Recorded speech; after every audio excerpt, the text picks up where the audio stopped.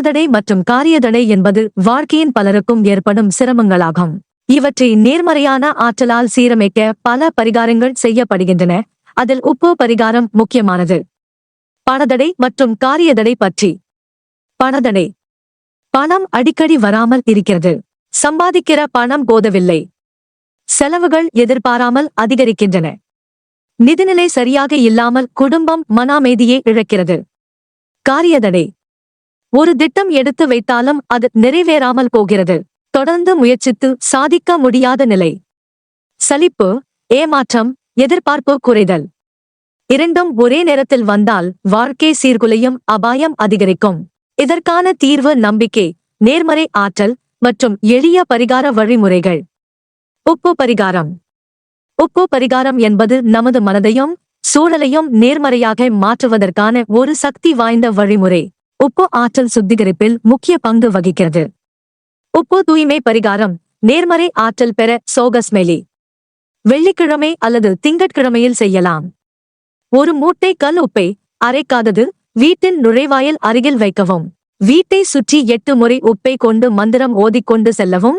ஓம் க்ளீம் நமோ நாராயணாய, ஓம் சனீஸ்வராய நமக.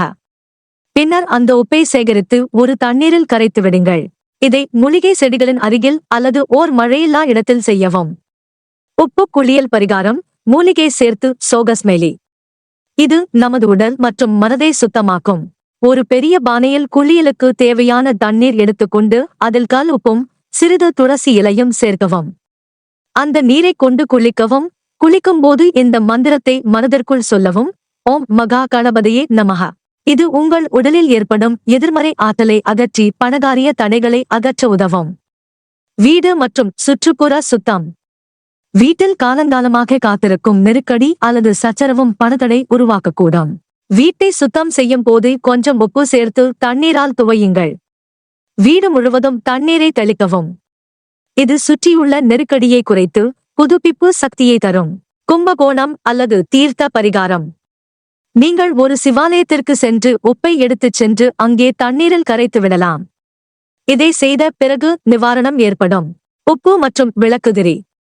ஒவ்வொரு வெள்ளிக்கிழமையிலும் வெண்ணெயால் அல்லது நெய்யால் தீபம் ஏற்றி அருகில் சிறிது உப்பை வைக்கவும். அந்த தீபத்தை உங்கள் வீட்டின் நுழைவாயில் அருகில் அல்லது பூஜை அறையில் வைத்து ஏற்றினால் நல்லதே நடக்கும். முக்கிய குறிப்புகள். உப்பு பரிகாரம் செய்வதற்கு மனதிற்கு முழு நம்பிக்கையும் சுத்தத்தையும் வைத்திருக்க வேண்டும். நம்பிக்கையை அதிகரிக்க பகவான் திருமாலின் அல்லது அம்மனின் மந்திரங்களை சொல்லி வழிபடுங்கள். உப்பை கொண்டு செய்யப்படும் பரிகாரங்கள் உடனடி சுமூகத்தை தரும்.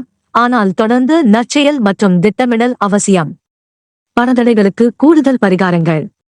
லட்சுமி வழிபாடு. வெள்ளிக்கிழமைகளில் மகாலட்சுமியை பூஜித்து ஓம் ஸ்ரீ மகாலட்சுமியே நமஹ என்ற மந்திரத்தை 108 முறை சொல்லுங்கள். துர்க்கை பூஜை. துர்க்கை அம்மனை வாரம் ஒரு முறை சனிக்கிழமை பூஜிக்கவும். இந்த பரிகாரங்கள் நீங்கள் மனதார செயல்படுத்தும் போது தடை நீங்கி உங்களுக்கு நல்லதே நடக்கும். உங்கள் பரிகார அனுபவத்தினை பகிர்ந்து கொள்ள விரும்பினால் தயங்காமல் சொல்லுங்கள். என்றால் ஜோதிட பரிகாரம் உங்கள் கருத்தின் அடிப்படையில் உங்கள் தேவைக்கு ஏற்ப பரிகாரம் கொடுக்கப்படும்.